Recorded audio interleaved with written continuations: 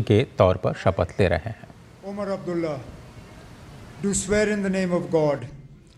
that I will bear true faith and allegiance to the Constitution of India as by law established,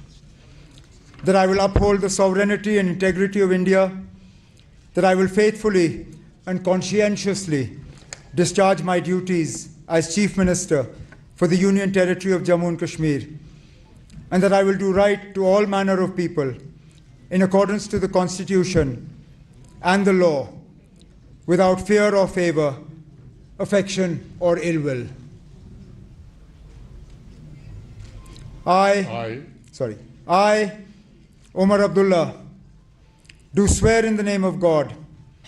that I will not directly or indirectly communicate or reveal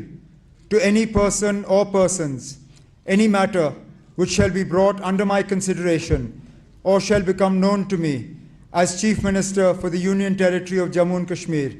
except as may be required for the due discharge of my duties as such Minister.